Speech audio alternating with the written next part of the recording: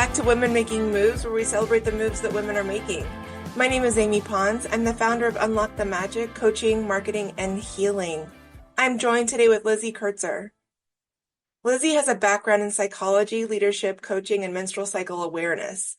Lizzy has a unique insight to the challenges women and menstruators face in the workplace and the invisible barriers to performance, career development, and leadership.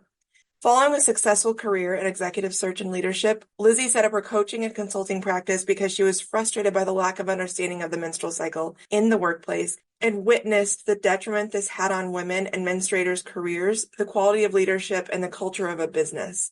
The demographic of the workforce has changed, and yet it does not understand the experience of the 51%, nor does it make room for their bodies.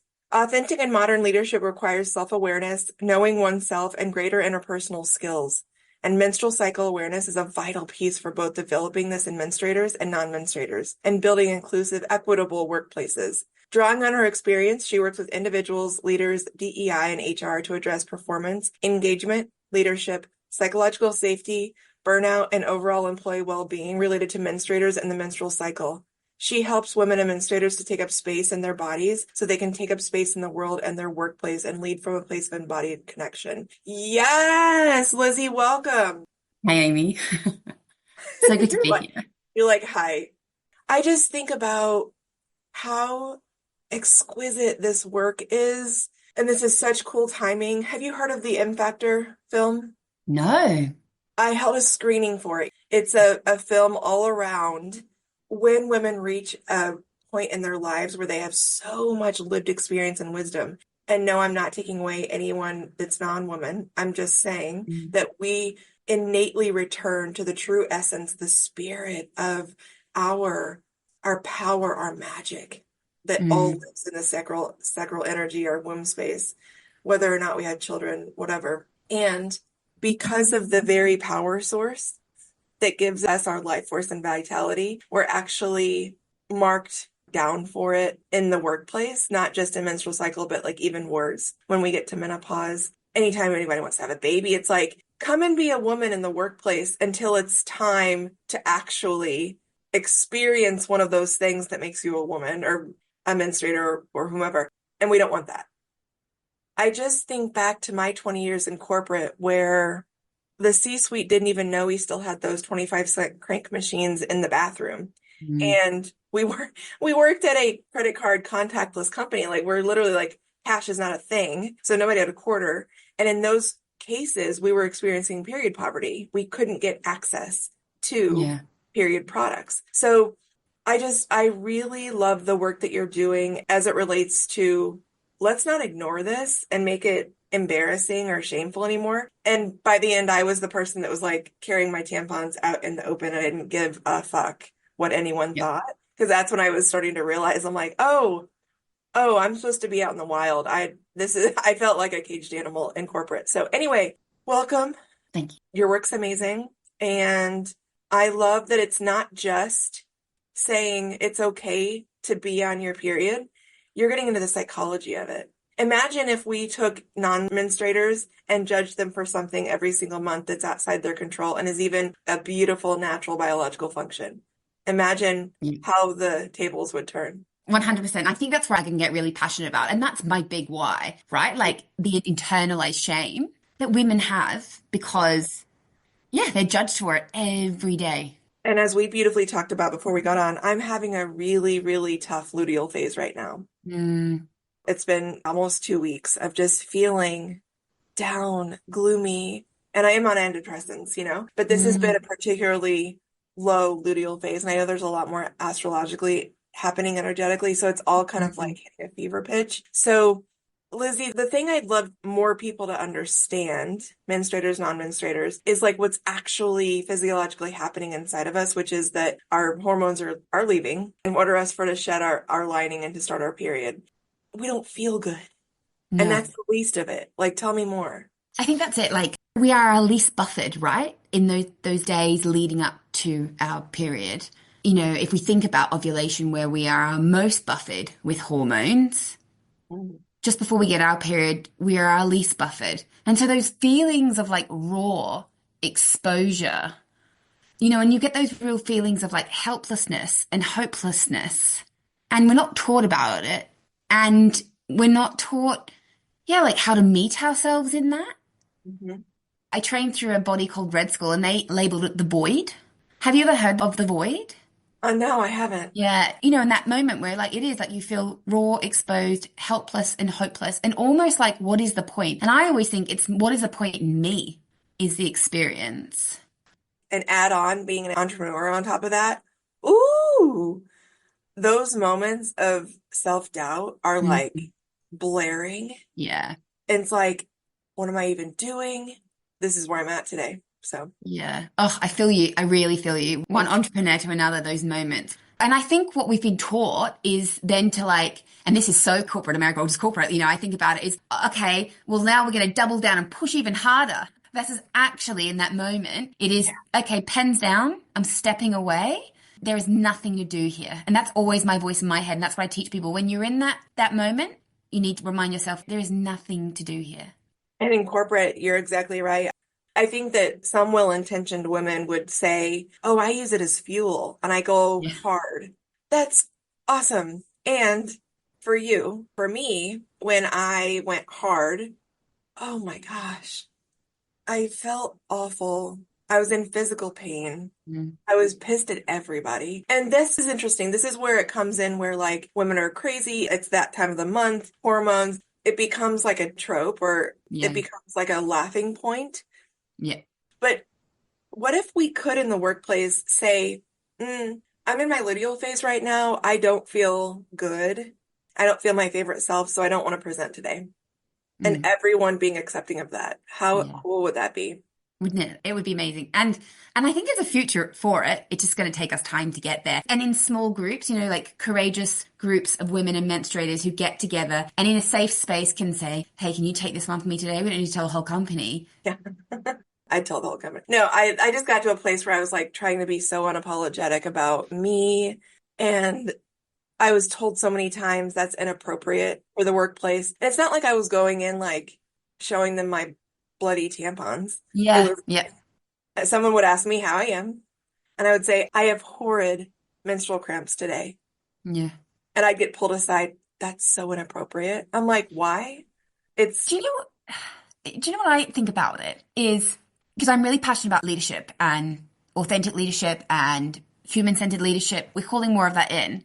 And also when I manage people, my biggest value was self-awareness, right? Like you could be maybe not the best performer, but if you were self-aware, we could do something with that. mhm. And I would much prefer it if someone came to me and said, I'm feeling really vulnerable today, or I'm feeling really angry today, or my inner critic is like really taking over, versus them either underperform and beat themselves up for it, because I think that's the majority of what women do. And then that will impact the next week, next month, or they don't say anything and then they project it onto everyone else. Like this person did this person did that. And not to make it like a male female thing, but we've all been there where we've had a male employee, manager, peer, leader that's just projected their shit on everyone. So there's just something about that for me that like we're calling in more emotional intelligence, more self-aware leadership. Well, this is why we need to talk about periods and the menstrual cycle. You know, you hit on such a crucial point. Everything outside of you is a reflection of what's happening inside of you. Yeah. And exactly what you just said, when someone projects something in the workplace or anywhere in life and they lash out, Mm. they're not okay. And Yeah. they might be the ones that are like, I'm fine. Something is happening. They may or may not realize how much it's impacting their insides and Mm. they're lashing out. I think one of the reasons menstruators we get so judged is because someone could connect directly as to why we're lashing out or having a moment. They're like, Mm. oh, it's that time of the month. And it's like, fuck you if it is, fuck you if it isn't. Yeah, exactly. Yeah. Yep. And there's something about that as well, because people can connect the dots and all of that, like you were mentioning how it's become like a bit of a joke. Oh, it's that time of the month. There's this like idea that we should be able to control it, like control our hormones. And whilst we can learn to meet ourselves with compassion and perhaps change the way we express it, we cannot change who we are, which is menstruators and our cyclicity and the fact that before our period comes, our hormones drop off. We've got no estrogen buffering us and progesterone's out the window. And those hormones for us are things that are in other times of our cycles are protecting things such as our brains, our hearts. So that's all I ever wanted everyone to know is like, hey, everyone has bad days. And let's not make the assumption that it's tied to, again, the trope of us being less than because we're a menstruator. So Yeah. I had always wanted that level of support in the workplace. Never had it, not even from other menstruators. They were some of the ones that are like, be quiet. And then there's that other side of the coin where like I would have male bosses. I'm like, I'm having a bad lady day. And they're like, go home. Because they didn't want to know anything about it. Mm, It's interesting. And I didn't use that to my advantage. Maybe, yeah. let me not lie. Did I not? There's probably somewhere in my career over 20 years that I probably did fudge that a little bit. They don't want to hear about it so badly, but are unabashedly willing to say, do whatever you need to do. Yeah. Yeah. I actually find like other menstruators to be the more judging, especially where they are and their acceptance of themselves. Luteal phase, I think this is perfect timing that we're talking today. And well, let's just talk there because actually, Lizzy, when someone asks me how I am, I tell them directly. So this week, people are like, how are you? I'm like, I feel like shit. I'm in my luteal phase and it's a bad one. And they're Mm, like, oh, okay. And what is luteal phase? So can you walk us through a little bit about the phases of the cycle yeah. and how you help people understand it? And again, caveat, huge caveat, every body is different, but Yeah. Yeah, exactly. yeah. Yeah. Your experience trumps anything I say kind of thing. Yeah. Mhm. So you've got menstruation, that's our bleed. And that is when we are our least buffered in terms of hormones. And our hormones are linked to everything, our endocrine system, like how we feel, our cognition, our energy, our physical body. So like I sometimes think people think that their menstrual cycle sits in silo, Mhm. but it doesn't, right? It's connected to everything. And did you know it's been recognized as the sixth vital sign? The sixth what? Vital sign. So you know how we've got body temperature, blood pressure, pulse rate. What are your five vital Yeah. signs that they'll go through to make sure we're healthy? The menstrual cycle has been recognized as a sixth vital sign because Oh, it's wow. so rich with information about our overall health. So just for those people who maybe themselves have never thought about their menstrual cycle as like a part of them rather than this thing that happens to them. So we've got our menstruation when we get our period, and then we move into our pre-ovulation phase or our follicular phase. I kind of remember follicular phase as the first phase after menstruation. And that is when estrogen starts to rise. So our main hormones in our cycle are progesterone, testosterone, and estrogen. And so estrogen starts to rise in your follicular phase, in your pre-ovulation. And estrogen is like a get up and go hormone. And if you think about what that phase of our cycle is leading up to ovulation when an egg is released. So if we were going to conceive, that's when we'd be finding a partner. So we kind of have this hormone that's like getting us out into the world. And I always say to people, this is like, depending on how long your cycle is, day 5, 6, 7, 8, where you start to think like, oh, like maybe I do like my partner, or I really do like my friends, or like you just have this like renewed, you're renewed. You have a sense of renewal and you're kind of interested in the world again. And I think sadly what happens is a lot of people think, period done, off I go, bam. This is where like people really want an invitation to just notice what's going on for them. But also estrogen, they know, is linked with dopamine, serotonin, and there's the other one, is it like GABA maybe? I always Oh, forget the yeah, third. GABA. So, it's linked with mental focus, like that sharpness. So cognition, it's why you might find like you're more articulate. Things just like come to mind better. You're just in a better flow when you're in that first half of your cycle and you're follicular. So estrogen rises and then we get to ovulation, which is kind of the main event of the cycle. People think it's your period, but like ovulation, an egg is released. It's this pretty big thing that's happening. In their combination, estrogen, progesterone, and testosterone, in their combination, we are kind of peaking in our hormones. They're not peaking, those individual hormones, but together in their combination, they're peaking. And that is a really feel-good combination. We're primed for connection, as I've mentioned, the eggs being released from a biological standpoint. it kind of makes sense. People often feel really quite resilient in this phase of their cycle because we're buffered. So like it's a bit like I have more capacity. I have a greater capacity. And the world kind of wants us to function the way we feel probably 3 or 4 days of our cycle. That's how they want us to be functioning every day. But that's like not our reality. And we're pushing ourselves to be that every day. And anything outside of that, we're usually giving ourselves a bit of a hard time for. And I think women also question when they feel that good. We don't get to really enjoy it because we're a little bit like, well, why do I feel this good? I was just thinking about that. I was like, damn, the luteal phase is long. I get like 3 days that I feel so good. I literally just had that thought this morning Mm, because I don't like people this week. I love that you said that. I don't like anyone this week. And I just want to lay in bed and pull the covers over my head. I try to balance in everything that I do. mm, Could I do that? Absolutely. Do I want to do a couple of things every day that feel good to me, like having this conversation? Yes. mm, mm.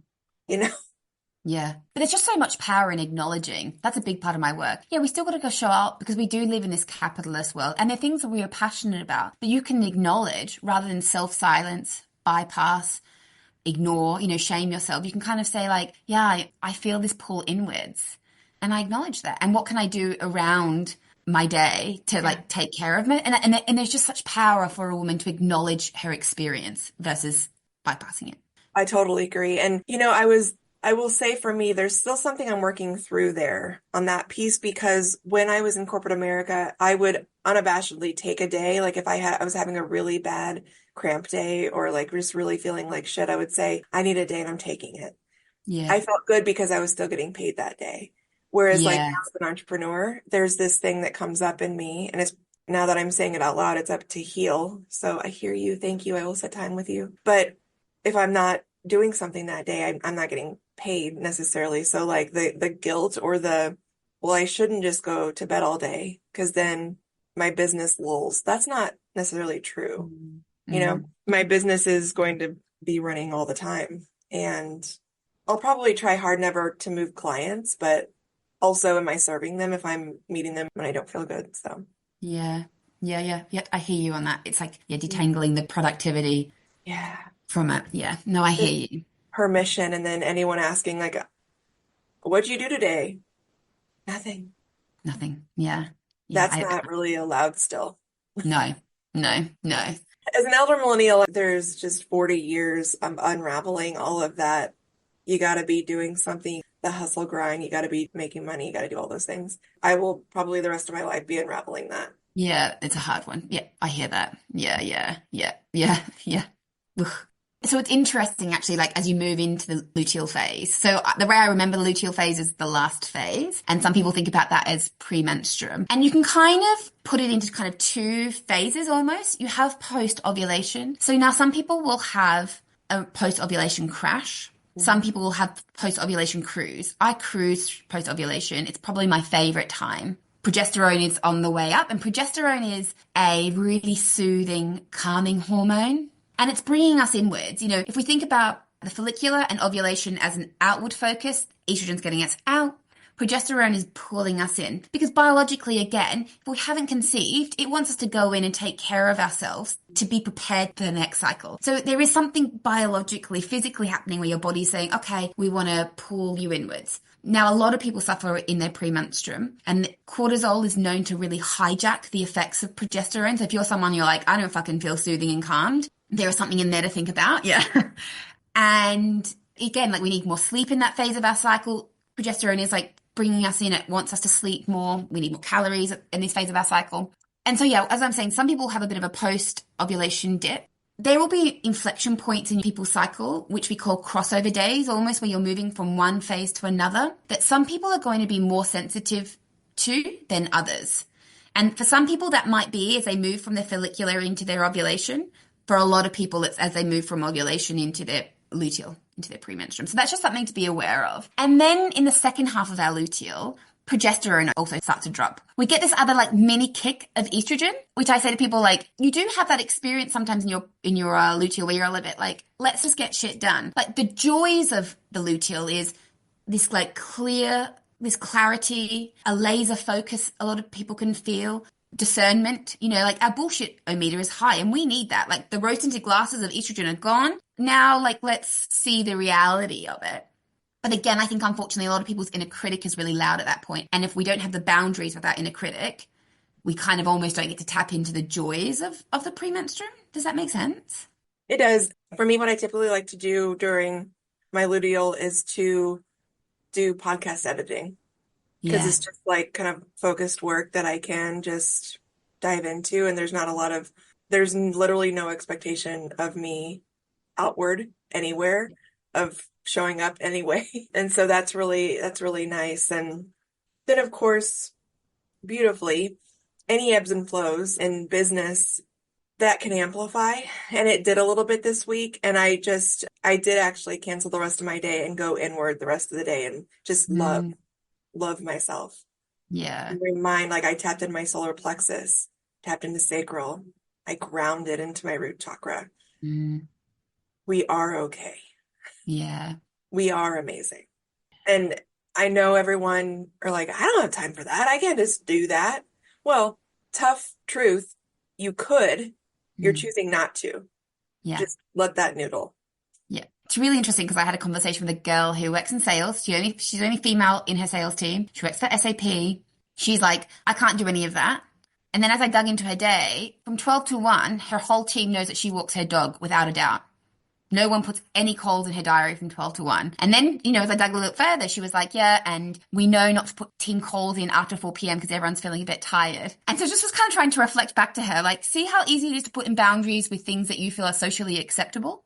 Like you can put boundaries in and sometimes you're going to get it wrong. That's okay. The beauty about the menstrual cycle is that you get to try it all out again the next month. Like we get to get it wrong and then rectify it and play around with what feels right. But Yeah, exactly. And saying that you can't, I would challenge anyone, is that yeah, true? yeah, yeah, Because I guarantee I'm going to reflect on my high octane corporate executive role. I actually did set firm boundaries for my team. We did not start any meetings before 9 a.m. We did not have any meetings after 4 p.m. I forced them to take a full lunch hour. yeah, Forced is hard because I don't like to force anything, but I did. I was like, mark it off. And if anybody's scheduled over it, nope, decline. So there are ways, even in the most high octane of jobs or days or responsibilities, find it, commit to it. I love that you just gave that example because we do that. mm, And there's a moment that, again, back in my corporate role, like my whole team knew that I needed to be out the door at 3:30 because I took care of my pups at 4. That was a hard boundary. mm, So to your point, find a way by any degree that mm, you can and start small. Give yourself 5 minutes to just sit still. yeah, yeah, That's it. 2 minutes even. Because yeah, for the wiggle worms, I'm sure 5 minutes would be like, absolutely not. But just try 1 minute. Set a timer. yeah, You can. You're yeah, just choosing not to. So, yeah. Lizzy, what moves are you excited to be making right now? Well, yeah, I'm excited to be helping women take up space in their bodies so they can really take up space in the workplace or in their life, right? In the workplace by talking about the menstrual cycle in the workplace and also like educating non-menstruators about it. Because I think educating non-menstruators as well, it's all about like shifting from that like power over to a power with. Mm, The concerns about the menstrual cycle own like, oh, is it damaging if we're talking about it? Like we fought so hard to get into the boardroom. I always say to people that question only exists when you benchmark the male cycle as the norm. And we're inviting a power with, not a power over. So there's so much work to do in this field. and millennials, I feel, Mm, millennials have had enough. Gen Z is like, fuck all the way off. Don't come at me with that nonsense. Like they're coming in unapologetically. yeah, So I feel whether by force or by something, all that's going to come in regardless, yeah, or it's coming in. And so I love that you're saying, like, hey, like you're the conduit. We can make this really hard or really easy. It's your yeah. choice. And I feel like this is on all fronts. There's like mm, I would say big four generations in the workplace right now Mm, that are vastly different. When you put boomer in contrast to Z, woo, yeah, you see that evolution happening in real time and how Z came out swinging. we've got a lot of work to do in every generation to be able to understand each other and say, what do you need? I love how you talked about earlier about the overlaps between the phases, and I'm going to start paying attention to that more. Imagine a person trying to have a baby, and one of the overlaps is worse because bodily, she or they might feel better, but they actually feel worse because they have Yeah. expectations around their body and what the body is trying to do. Just make space. That's it. Yeah. For those that say this doesn't belong in the workplace, you're saying that women don't belong in the workplace. I'm making that. That's not a big leap. That is a direct correlation. Yeah. Mind your words and your thoughts.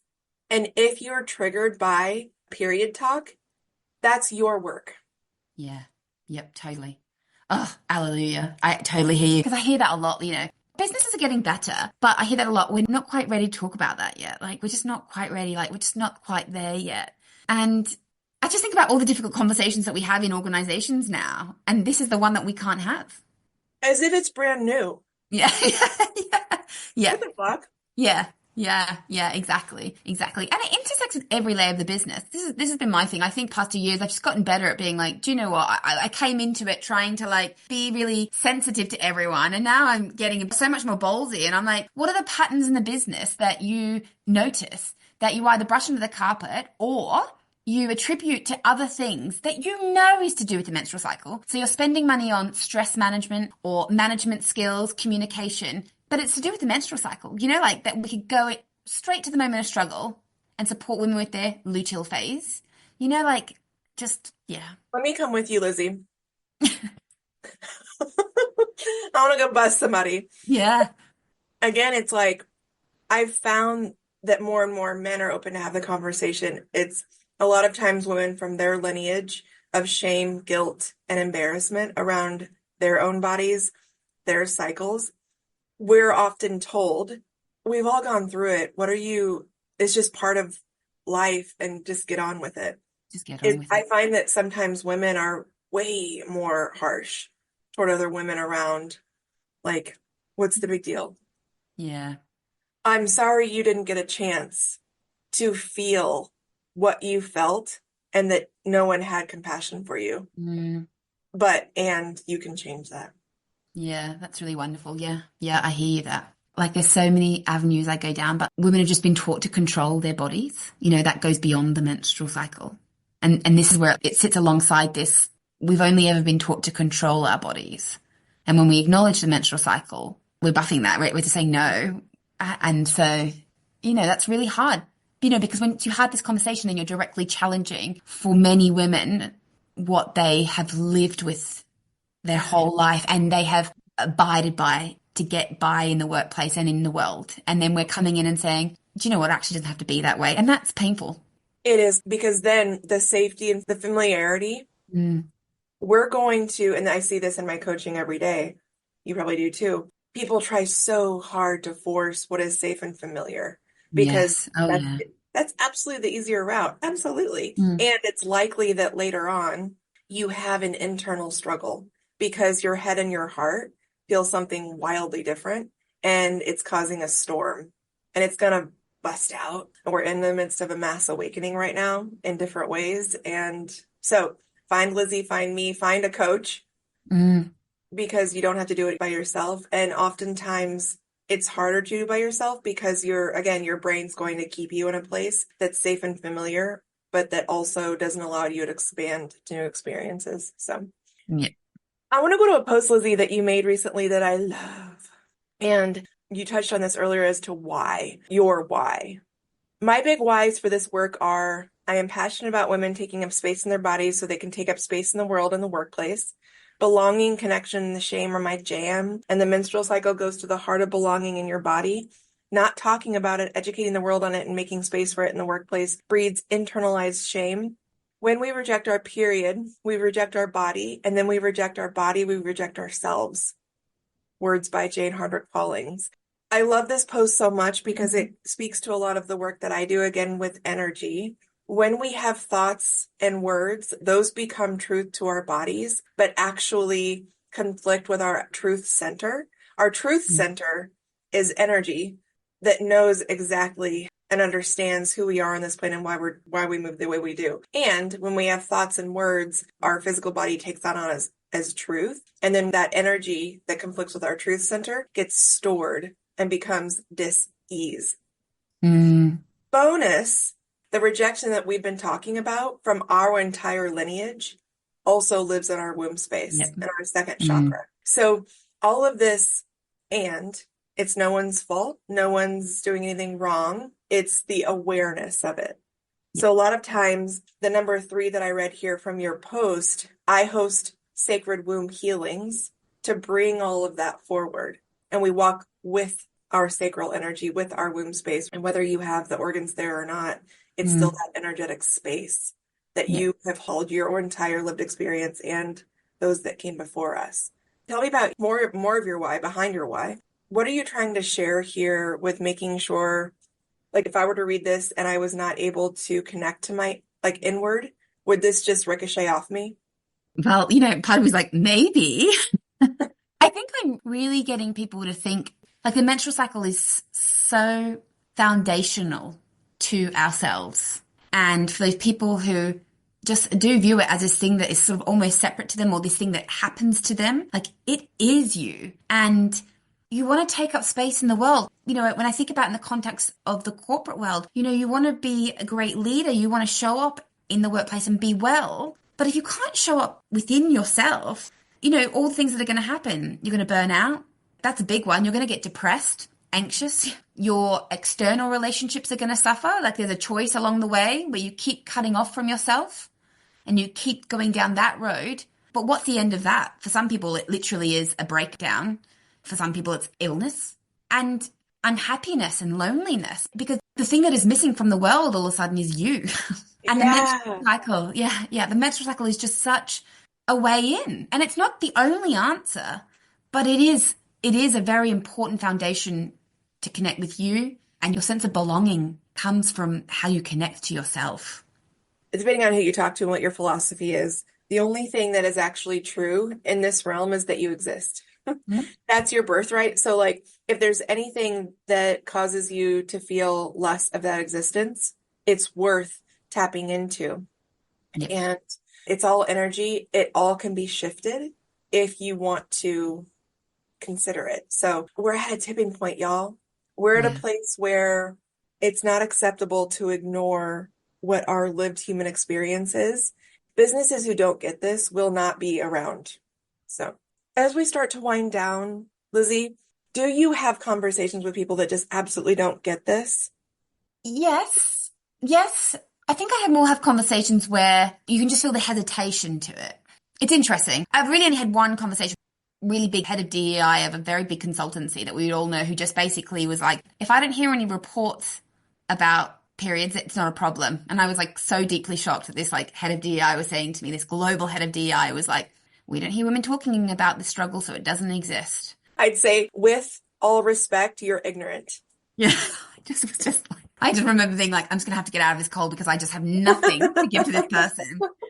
But, as a company and individually, I think if anything, it just comes with caution, which I think underneath the caution is actually fear. But, people are on different stages of their journey. And I had this really beautiful young girl in her 20s sort of almost like passionately say to me, Lizzy, I think it's bullshit, She was like, I want to be excelling in my career and I want to be out with my friends all the time and I want to be spending time with my boyfriend and I don't want to have to slow down. And I was like, yeah, like, I hear you, babe.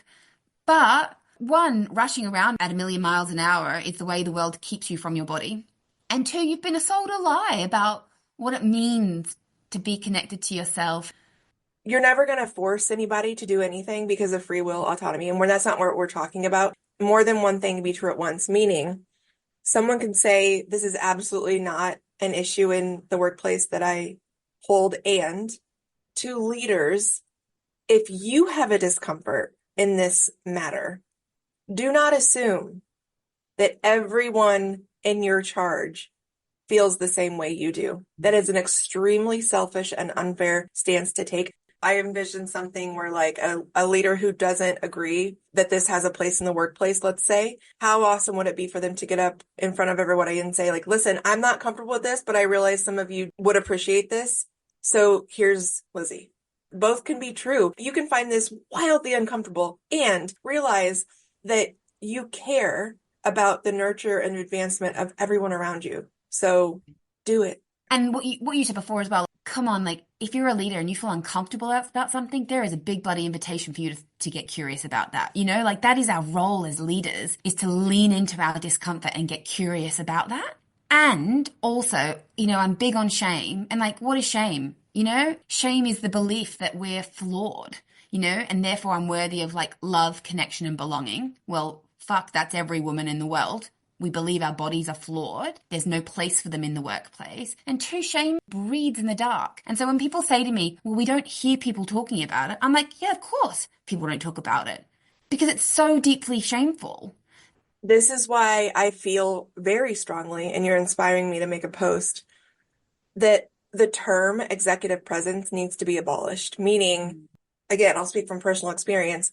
Executive presence meant putting a pin in every unique characteristic that made me me in order to make the executive in front of me feel comfortable and included themselves, which oftentimes looked like a mid-aged white cishet man. No.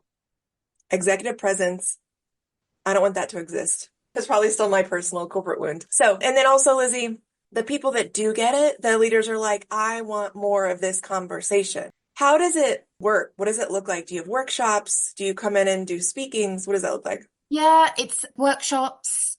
And every company is different. We want you to talk to the whole organization, all genders. Then some organizations want it just to be menstruators and then a group with non-menstruators, because everyone has different ideas about what's right for their culture and what's encourages safety. I've worked with just particular teams and individuals one-to-one. I would say like the biggest thing I've noticed, because I think people think like, well, we've got period products in our bathroom, tick. What else do we need to be doing? Or we've like, maybe some companies have got a policy, but no one ever uses the policy, right? Because there's too much taboo and shame around it. But it's like working out how you can integrate this. If like you are a leader and you're curious about like, I'm really behind this, but how on earth am I going to bring this into the organization? I would just be like, what initiatives are you working on this year? Is there a big thing around mental health? Or are you doing a big drive around high performance? Or are you doing a big drive around authentic leadership? I hear this one a lot. This year we're really focusing on authentic leadership. Great. Well, this is how this integrates into authentic leadership, and then we can talk about self-awareness, interpersonal skills, communication. So I think that's what I've found most supportive, because one, it doesn't sit in its silo, but when we make it its silo, it's hard for the rest of the organization to relate to it, and it has to make business sense, and it absolutely makes business sense. So like, let's get curious and creative about how we can integrate into your business. If someone is exploring how to be an authentic leader, I would find it hard pressed for them not to be inclusive of any of these types of conversations. And if they're talking about authentic leadership and they don't want this, then they want it authentic as it relates to only them, not everybody. So cool. Lizzy, where can we find you? LinkedIn, Lizzy Kurtzer, is really where I hang out the most. I'm on Instagram as Inner Connection Coach, inner.connection.coach, but I kind of really post most pictures of my cat on there. So on LinkedIn. Yay, let's do something together soon. Yes, I'd love that. Closing remarks as we wrap up. The big thing is it's an invitation. I would just invite people to get curious about their menstrual cycle, and it starts with them. And if you're menopausal or postmenopausal, get curious about your days. Even now is your body now, and then you might reflect on your time. And if you are menstruating, just get curious. I would just start to get curious about your body and your menstrual cycle. Thanks, Lizzy. Thank you.